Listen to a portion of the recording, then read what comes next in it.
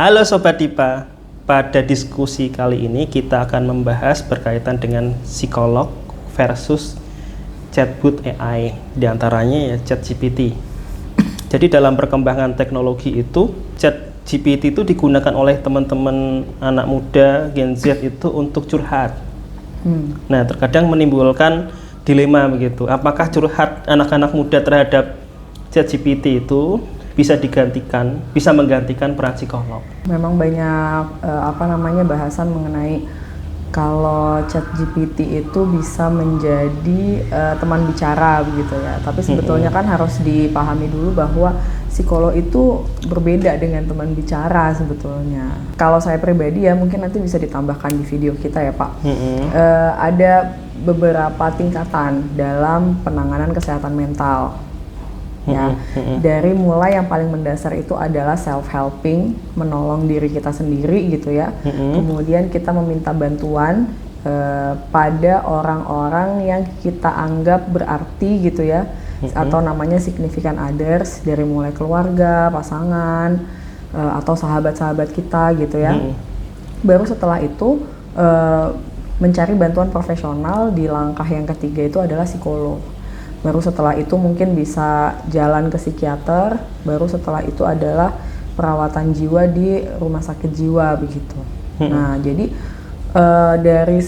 dari tingkatan itu kita bisa melihat bahwa sebetulnya psikolog itu bukan teman bicara. Kita bisa menggunakan ada yang namanya significant others untuk berbagi di langkah-langkah awal begitu ya ketika kita mengalami penurunan kesehatan mental. Maksudnya tadi bukan hanya teman bicara ya, tetapi banyak peran psikolog yang lain, diantaranya itu teman bicara, tetapi peran psikolog itu juga proses-proses yang lain selain teman bicara gitu ya. Iya betul, karena sebetulnya tugas psikolog itu ketika berhadapan dengan sebuah kasus, ada juga yang namanya assessment untuk mengidentifikasi secara detail dan menyeluruh begitu ya terhadap beberapa gejala yang dialami oleh klien, sampai kepada setelah asesmen itu menegakkan diagnosa dan menentukan intervensi apa yang sekiranya tepat gitu, intervensi psikologis apa yang sekiranya tepat.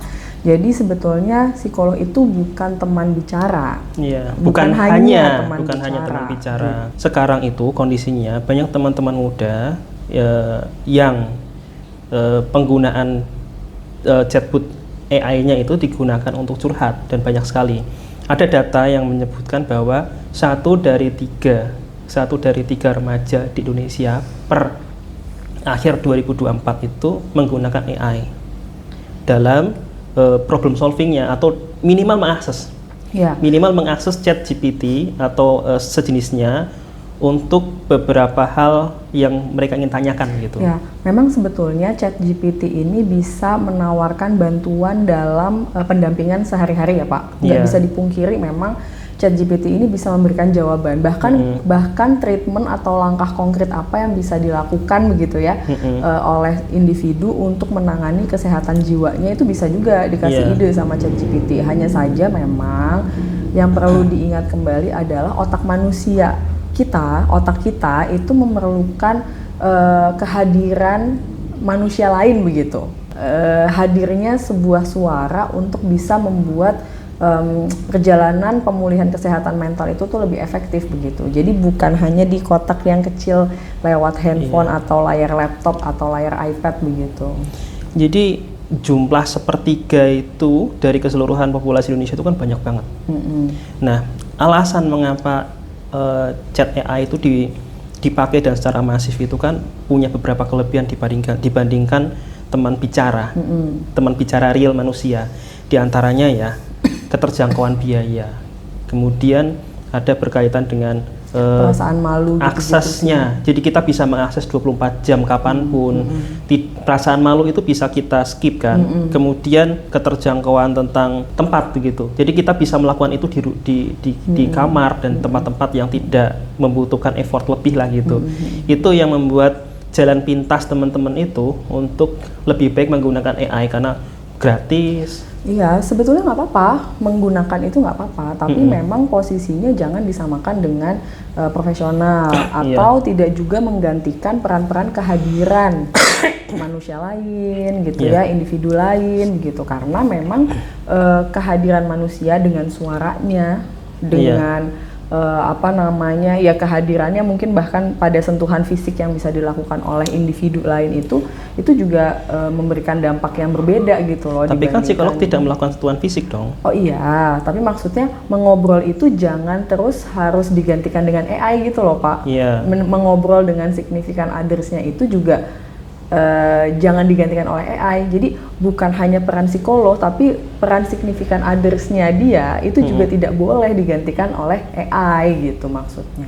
Memang AI itu memberikan kontribusi, dirasa memberikan kontribusi yang solutif ya gitu, sehingga itu menjadi alternatif untuk problem solving, khususnya untuk curhat ya. Tapi sifatnya AI ini membuat kita adiksi untuk menggunakannya kan, karena kita bisa akses kapanpun dan itu instan.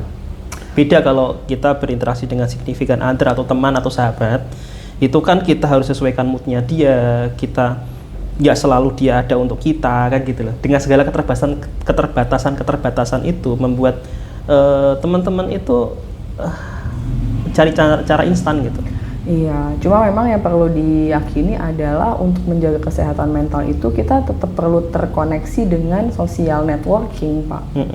Gitu, dengan jejaring sosial gitu. Kita mesti punya minat sosial untuk kemudian tetap bisa menjaga kesehatan mental kita gitu ya. Iya. Karena dari kondisi bersosialisasi bersama individu yang ada di sekitar kita, orang-orang di sekitar kita, itu membantu mengkondisikan otak. Berbeda dengan kalau misalnya kita hanya berkomunikasi dengan bot gitu ya, dengan teks yang muncul karena kita nanya ke ChatGPT begitu. Dalam kondisi tertentu memang ChatGPT punya beberapa kekurangan, dan beberapa hal juga punya kelebihan. Di antaranya juga kemudahan akses, gratis, dan dimanapun bisa diakses lah. Kemudian juga ada penelitian. Ada penelitian di Universitas Ohio Amerika itu berkaitan dengan psikolog versus chatbot AI. Subjeknya itu sekitar 830 orang dengan jumlah yang sama antara perempuan dan laki-laki. Kemudian rata-rata usia di 45 tahun. Dengan isu yang berkaitan dengan depresi, berkaitan dengan relasi. Nah, aspek yang diukur itu pertama komunikasi yang nyambung. Kemudian yang kedua itu afeksi. Yang ketiga itu kesesuaian antara budaya latar belakang klien. Dan yang keempat itu terapi yang tepat. Yang kelima itu berkaitan dengan nasihat yang tepat. Nah, hasilnya ya dari penelitian itu ChatGPT unggul 3 poin. Poinnya unggul di komunikasi, unggul di afeksi, dan unggul di budaya, latar belakang budaya. Sedangkan psikolog itu unggul di terapi yang tepat dan nasihat yang tepat. Kesimpulannya itu ya memang psikolog itu harus meningkatkan kompetensinya dia di bagian terapi yang efektif dan di bagian solusi yang efektif gitu. Karena beberapa peran di Amerika itu untuk komunikasi, untuk attachment-nya itu, untuk pemahaman latar belakangnya itu sudah dimenangkan oleh chat AI gitu loh. Terlebih AI itu kan berkembang ya. Itu sekarang gitu. Nanti kan semakin data semakin lengkap gitu. Jika di luar sana banyak psikolog yang tidak terlatih menghadapi klien, kemudian salah melakukan treatment, salah melakukan diagnosa, itu kan di atas kertas bisa lebih baik chat AI gitu. Iya, ya nggak apa-apa juga sih. Itu kan tantangan ya bagi para psikolog gitu ya, orang-orang yang kemudian mengambil pendidikan psikologi lalu memutuskan untuk menjadi psikolog, itu tantangan aja, wajar saja. Tapi yang kemudian perlu diperhatikan adalah interaksi yang hanya terjadi antara individu dan AI itu melupakan bahwa kesehatan mental itu perlu dibangun dengan juga mempertahankan interaksi sosial gitu loh Pak. Iya, betul. Gitu. Jadi betul. kalau misalnya kita ketemu sesama manusia, AI itu kan nggak manusiawi sebetulnya. Ya mungkin bisa saja nanti berkembang menjadi jawaban-jawaban yang manusiawi begitu ya. Di luar sana itu AI dikombinasikan dengan robot humanoid. Begitu pula di Cina itu AI dikombinasikan dengan mobil. Sehingga memang itu tantangan sih. Tapi yang jelas kan manusia itu tetap punya kebutuhan untuk terhubung dengan manusia lainnya. Iya. Ya mungkin bagi beberapa manusia yang introvert gitu ya, mungkin bisa menjadikan itu sebagai pilihan. Silahkan saja. Yeah. Pada akhirnya kayaknya nanti segmented deh Pak. Bagi orang-orang yang memerlukan jawaban cepat, kemudian dia juga sangat terganggu dengan mungkin keterlibatan dengan orang lain gitu ya, dia lebih merasa aman ya hanya berdua saja dengan chat AI, ya mungkin segmennya bukan dengan psikolog gitu. Tapi kalau misalnya mau mempertahankan minat sosialnya, menyadari bahwa dalam mempertahankan kesehatan mental itu perlu terhubung dengan manusia lain, saya pikir pilihan untuk bertemu psikolog menjadi salah satu hal yang efektif dilakukan gitu. Saya sepakat dengan segmented itu, karena menurut saya ya segmented itu tidak hanya personnya juga, orang-orang tertentu yang segmented, generasi tertentu yang segmented, tetapi kasusnya yang segmented. Misalnya untuk masalah-masalah support kesehatan mental yang standar terkait misalnya kecemasan, tidak berkaitan dengan isu-isu tentang skizofrenia, tidak berkaitan dengan isu-isu berkaitan dengan bipolar dan sebagainya. Itu akan sangat support. Kalau kesepian juga seharusnya dia menyadari ada keterampilan sosial yang perlu dibangun gitu. Kalau dia menyadari bahwa itu kesepian, tapi dia membuat sebuah keputusan untuk mencari jalan keluar bersama AI yang tidak terhubung dengan manusia gitu. Itu sebetulnya kan keputusan yang keliru menurut saya. Bagaimana mungkin orang kesepian semakin memperdalam, itu kan menjadi semakin memperdalam kesepiannya ya. Kalau kemudian dia nggak melatih keterampilan sosialnya gitu. Jadi ini sebetulnya agak menakutkan juga, karena kalau misalnya orang merasa efektif dengan chat AI, dia akan mungkin kehilangan sense untuk mencari pertolongan dari manusia lain. Kemudian keterampilan sosialnya juga semakin tidak terasah. Ya kalau misalnya ada salah satu isunya adalah kesepian, ya nanti kesendiriannya pasti akan semakin meningkat juga sih. Jadi bagaimana teman-teman di luar sana itu kapan saatnya harus menggunakan teman ngobrol chat AI, kapan saatnya harus menggunakan psikolog sebagai menyelesaikan masalah? Sebenarnya kan kalau tadi di awal saya sempat bilang ya, kalau AI itu misalnya ChatGPT gitu ya, yang paling mudah diakses sama orang saat ini kan ChatGPT. Itu bisa untuk pendampingan sehari-hari, karena memang kalau psikolog pasti akan sulit diakses. Bukan sulit diakses sih, cuma mengaksesnya itu tidak bisa langsung dan secepat kalau kita mau menggunakan ChatGPT gitu. Pun kalau misalnya mau ke significant others, kadang kita kan juga harus punya kepekaan ya, orang itu punya kepentingan lain gitu ya, nggak bisa kemudian kita selalu mendahulukan keinginan kita gitu kan ya dalam bersosialisasi kan gitu. Jadi untuk pendampingan sehari-hari, kemudian juga kecepatan akses gitu ya, ya silahkan saja menggunakan ChatGPT. Hanya saja kalau misalnya memang membutuhkan hal yang lebih manusiawi gitu ya, yang kemudian interaksi sosialnya bisa terjalin, terbangun dari situ, sebaiknya sih mengaksesnya ya benar-benar yang memang manusia gitu, entah itu konselor, significant others, atau bahkan psikolog gitu. Pada intinya sih kalau misalnya ke ChatGPT itu ya karena mudah, ya silahkan saja, nggak apa-apa. Cuma kalau misalnya mau lebih sehat, kemudian lebih manusiawi, ya untuk saat ini sih pilihannya bisa ke orang-orang yang sekiranya bisa dipercaya sih begitu. Bingung juga sih kalau anak sekarang ya, apalagi remaja yang mungkin keuangannya terbatas. Keuangan terbatas, kemudian juga aksesnya sih. Karena kalau kita perlu reservasi ke psikolog juga waktunya kan nggak bisa cepat ya. Jadi kalau Bapak sendiri lebih suka ke ChatGPT ya? Menurut saya sih, saya pribadi ya, ini pendapat itu dikombinasikan. Ada saatnya untuk masalah-masalah yang singkat kita menggunakan. Ya tadi seperti yang ada di data yang saya sajikan itu, untuk untuk support kesehatan mental yang ringan itu oke menggunakan ChatGPT. Tetapi untuk isu-isu yang berat seperti bipolar, gangguan depresi mayor ya, kemudian schizofren itu tidak bisa sih, karena itu pendekatannya juga harus kombinasi psikolog dengan psikiater gitu. Nah, yang mengerikan itu kan sebetulnya saya nggak tahu AI itu akan berkembang sampai mana gitu. Cuma untuk data yang saya miliki saat ini ya Pak, apa-apa yang saya baca, sebaiknya memang kalau AI itu hanya untuk penggunaan arahan sehari-hari di antara sesi bersama psikolog kalau menurut saya ya. Jadi dia itu misalnya nih sudah mengalami gejala-gejala, kita kan tetap harus bertanya kepada ahlinya gitu, berdiskusi ya dengan ahlinya gitu ya. Tapi saya takut pernyataan saya ini dibantah oleh anak-anak muda yang susah ketemu psikolog, AI itu lebih pinter gitu-gitu loh. Saya ragu sendiri jadinya. AI itu kan banyak variannya ya. Untuk yang AI di Chinese di sekolahan itu, dia pendekatannya itu trackingnya itu di kelas, di tracking berapa lama dia mempelajari pelajaran, kemudian mata pelajaran mana yang menonjol, kemudian mana pelajarannya menghambat dia, sampai banyak hal data terkoleksi masalah personalnya dia, cek emailnya dan sebagainya, akses yang dia tertarik lihat dan sebagainya itu, kemudian dia resume menjadi sebuah advice gitu. Iya, itu kan data kan. Untuk collecting informasi ini, AI ini bisa lebih unggul daripada kemampuan manusia gitu.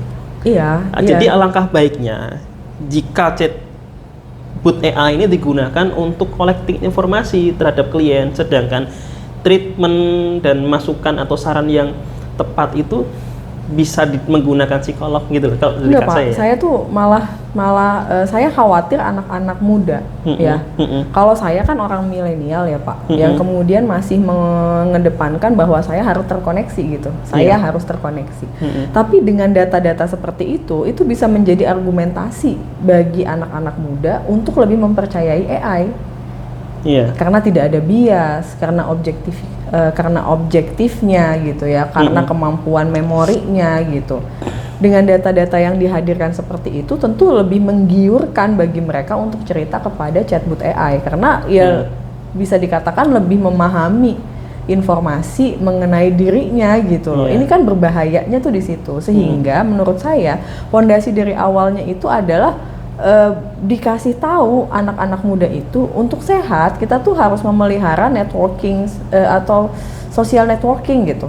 Kita tuh tetap harus bersosialisasi sebelum mereka mengenal yang namanya chatbot AI itu gitu. Karena kalau misalnya udah kenal itu duluan tanpa punya fondasi bahwa saya harus bersosialisasi, tentu keadaan apapun dia akan larinya ke AI gitu loh Pak. Paham nggak sih Pak? Paham gitu. Cuma kan yang mau, jadi kita agak sedikit debat ya di sini ya. Iya. Cuma kan gini ya, posisinya itu untuk tetap bersosialisasi. Tetapi ketika ada masalah dengan hal-hal informasi itu kita chat gitu. Sebenarnya gitu. Saya bukan anti AI, beberapa kali saya juga menggunakan AI ya, bukan beberapa kali malah sering. Cuma masalahnya adalah bagaimana orang-orang muda itu bisa memahami social networking, bersosialisasi, atau kalau ini namanya minat sosial itu tetap harus ada di seorang individu. Jangan kemudian prinsip itu tidak dimiliki, tapi dia sudah terlanjur mengenal AI gitu loh, sebagai teman bicara, sebagai penolong gitu. Cuma di sisi lain ada profesi yang memang kita harus belajar beradaptasi terhadap perkembangan zaman. Ada beberapa pekerjaan-pekerjaan itu seperti juru ketik. Tapi semuanya bisa digantikan Pak. Bapak bisa bayangkan nggak seorang guru? Guru loh.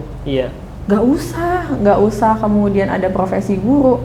Tinggal googling aja, itu yang paling ini Google ya. Atau tinggal tanya ChatGPT aja, itu udah langsung menjawab. Tetapi kan kadang guru memberikan proses pembelajaran di kelas itu juga berbasis teknologi kan gitu. Artinya guru tetap ada, tapi guru tidak center lagi seperti dulu. Ya berarti kan berarti psikolog itu memungkinkan suatu saat nanti psikolog bukan center juga. Ada proses di tengah antara psikolog, ada klien, dan ada AI gitu. Bisa saja, tapi kan perdebatannya saat ini kan lebih baik mana? Ke psikolog atau kita cukup dengan AI kan gitu. Iya. masalah guru tadi itu juga pada akhirnya kan harus ya guru tuh bisa disepelekan gitu loh. Iya, makanya guru tuh bisa guru disepelekan. juga sama tuntut seperti belajar. diskusi ini kan kayak psikolog tuh bisa disepelekan gitu. Ngapain ke psikolog, mahal, buang-buang waktu, buang-buang uang gitu ya. Ya tanya ChatGPT aja. Cuma permasalahannya untuk saat ini kita semua harus mengakui dulu bahwa social networking, terhubung dengan orang di sekitar kita itu adalah salah satu yang membuat kita tetap sehat mental gitu loh Pak. Kalau kita hanya berkutat dengan si AI-nya saja atau hanya dengan ponsel, tablet atau iPad atau komputer kita ya itu menjadi faktor penambah rumit ketidaksehatan mental kita gitu. Itu tadi kesimpulannya ya. Satu kalau menurut saya silakan saja sih orang memilih mau kesehatan mentalnya itu pada akhirnya segmented oleh mau dibantu oleh AI atau mau dibantu oleh psikolog. Cuma kalau sebagai psikolog saya melihatnya AI itu untuk pendampingan sehari-harinya, di mana kalau ahli atau significant others itu tidak selalu bisa dijangkau. Kalau AI kan karena ponsel ada di tangan kita ya pasti bisa dijangkau ya. Pertama itu, kedua sebelum mengenal AI sebaiknya sih setiap individu itu juga punya value dulu. Kalau minat sosial tetap perlu kita pertahankan untuk menjadi manusia yang sehat. 3 ya mungkin di masa depan psikolognya bisa dia punya kesadaran bahwa AI itu bisa menjadi alat bantu memberikan pelayanan kesehatan mental, mungkin itu jangka panjang sekali sih. Gitu. Mungkin itu diskusi kita kali ini berkaitan dengan debat kita ya, berkaitan dengan soalnya saya merasa Bapak lebih setuju dengan AI gitu. Saya tidak sih, saya membuka kemungkinan bahwa teknologi itu akan mendukung kita menjadi orang yang lebih baik gitu. Termasuk hidup yang lebih berkualitas. Tapi kan berhadapan dengan teknologi itu kita harus punya value-value tertentu sebagai prinsip ya. Prinsip. Jadi kalau misalnya kita nggak punya prinsip tentang sesuatu gitu, lalu kita berhadapan dengan AI, kayaknya kehidupan akan semakin tanpa etik aja gitu ke depannya. Mungkin itu diskusi kali ini berkaitan dengan psikolog versus chatbot AI. Semoga bermanfaat.